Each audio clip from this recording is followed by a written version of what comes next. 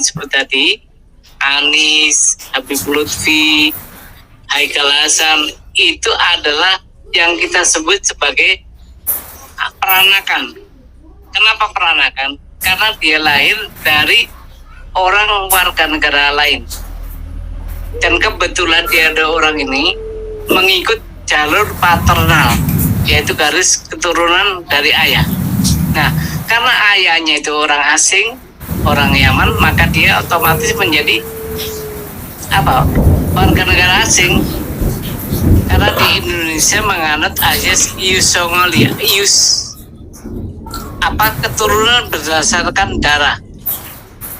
Jadi warga negara yang ditentukan oleh garis darah ayah. Nah, di Indonesia begitu. Itu tercantum dalam pasal 4 huruf D. Jadi ini dinyatakan di situ, anak yang lahir dari perkawinan sah. Nah, ada perkawinan sah dulu. Oke. Ya, gitu ya. Jadi kalau dia kawin nggak sah, hubungan keperdataannya kepada ibu masalahnya. Jadi di sini makanya undang-undang menyatakan harus dibuktikan dengan perkawinan sah. Nah, untuk klan Ba'alawi di Indonesia ini mayoritas tidak mengurus kewarganegaraannya. Baik yang generasi pertama, generasi berikutnya itu nggak ada yang ngurus, makanya dia warga negara asing. Itu sudah merdeka aja. Oh, sudah merdeka. Begitu merdeka, ada undang-undang dasar yang mengatur tentang kewarganegaraan, yaitu pasal 26 ayat 1. Jadi di situ dipertegas oleh undang-undang kita. Dan ini pasal ini berlaku di seluruh dunia dengan coraknya masing-masing. Jadi yang menjadi warga negara Indonesia adalah bangsa Indonesia asli dan orang-orang dari bangsa lain. Nah, termasuk kaum Ba'alawi ini kan orang-orang dari bangsa lain yang disahkan dengan undang-undang. Nah, dia pernah belum disahkan dengan undang-undang? Buktinya kalau zaman-zaman tahun 80-an, tahun 50-an itu namanya SBKRI, Surat Bukti Kewarganegaraan. Kalau dia nggak punya itu, maka dia tetap adalah warga asing, bangsa asing gitu ya. Nggak ada.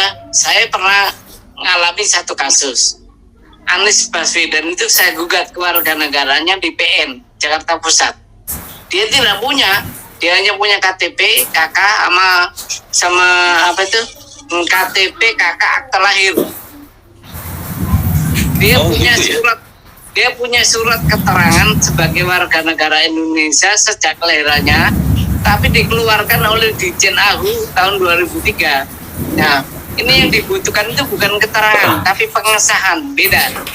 Kalau keterangan itu artinya dia sudah punya pengesahan sebagai warga negara, hilang atau nggak ketemu atau gimana, tapi diminta keterangan, muncullah keterangan itu.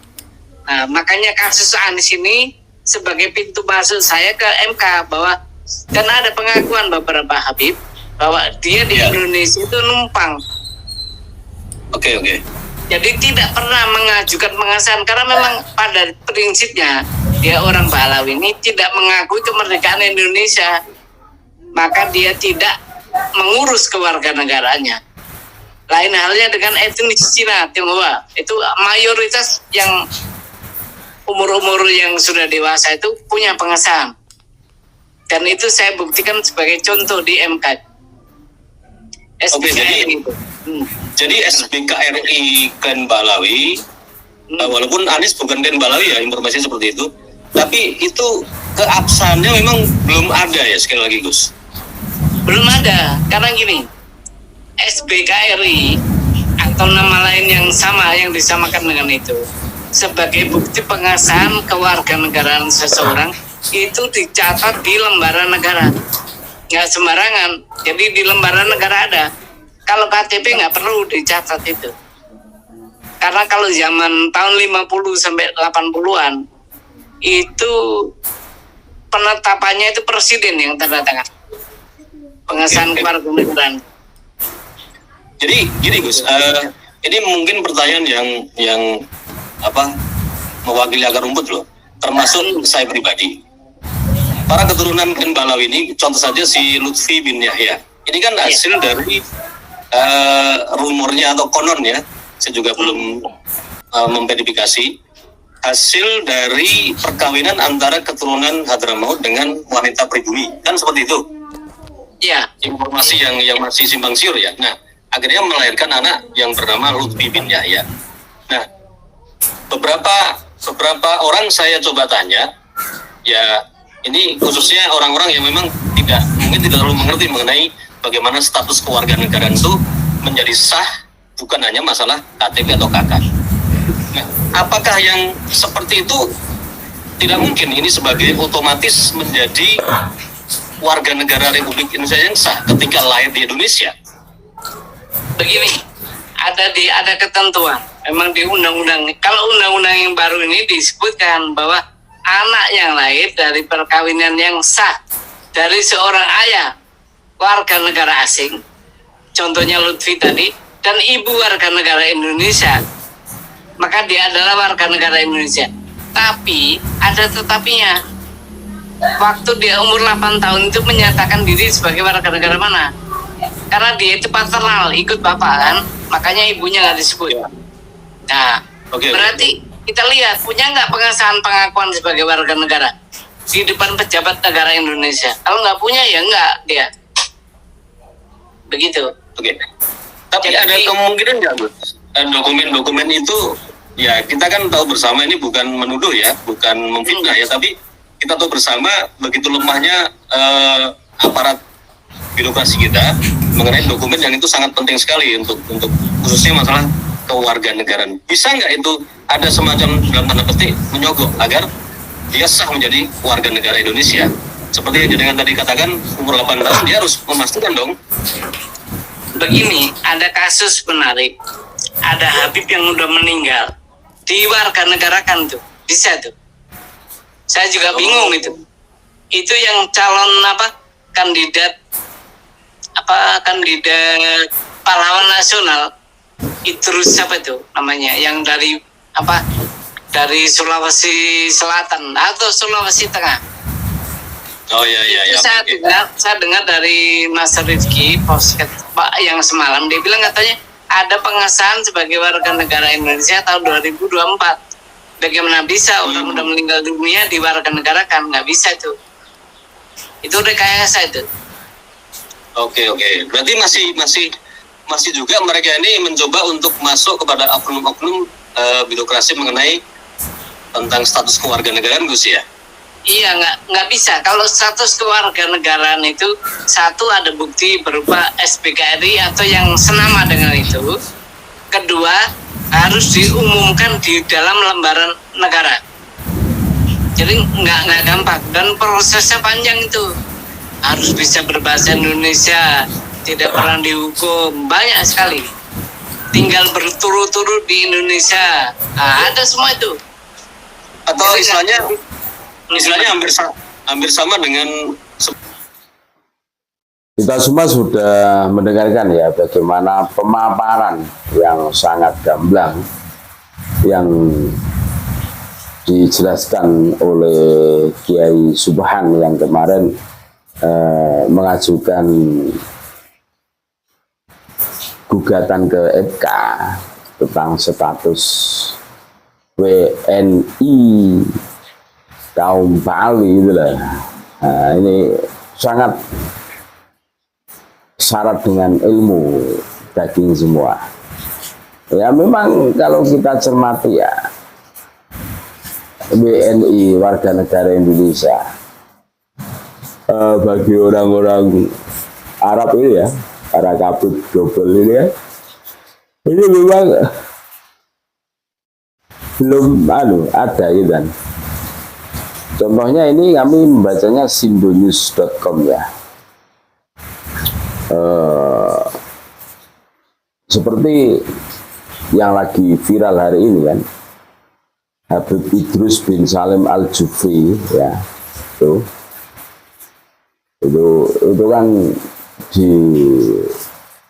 diajukan menjadi pahlawan nasional. Itu mendapatkan tahun 2014 ya, itu cuma mendapatkan tanda kehormatan. Ini sindonews.com kan. Ini kami bacakan ya. Tanda kehormatan. Sosok Habib Idrus bin Salim Al-Jufri sangat dihormati karena jasa-jasanya untuk Indonesia. Di antara tanda kehormatan kepada beliau tahun 2014, nama Habib Idrus bin Salim Al-Jufri diabadikan sebagai nama baru Bandara Kota Palu, Sulawesi Selatan. Gitu. Kemudian masyarakat Kota Palu, khususnya suku Kaili, wali Kota Palu dan Gubernur Sulawesi Tengah menginisiasi untuk mengangkat Habib Idrus bin Salim Al-Jufri sebagai pahlawan nasional. Namun ya, status kewarganegaraan Habib Idrus yang berasal dari Yaman membuat beliau tidak dapat diangkat sebagai pahlawan nasional. Itu Sindonews. Akhirnya berdasarkan Kepres ya 57/PK/2010 ya, Habib Idrus pun mendapatkan tanda kehormatan Bintang Mahaputra Adiparna. Bintang Mahaputra Adiparna itu. Cuma itu tidak bisa diangkat sebagai pahlawan nasional karena status kewarganegaraan ini gitu loh. Makanya nggak usah maksa-maksa gitu loh. Jadi masalah Habib Idrus Al-Jufri apakah bisa menjadi WNI bisa dilihat dari undang-undang terkait. Karena pengesahan per tahun 2024, maka undang-undang yang dipakai seharusnya adalah Undang-Undang nomor 12 tahun 2006 gitu loh. Karena Habib Idrus sudah tinggal di Nusantara sebelum 17 Agustus 1945, tetapi berayah Yaman dan lahir di Yaman. Status kewarganegaraan Habib Idrus dinilai dengan Undang-Undang nomor 13 tahun 1946. Baik kedua undang-undang tersebut, seharusnya Habib Idrus memang tidak bisa menjadi WNI. Itulah.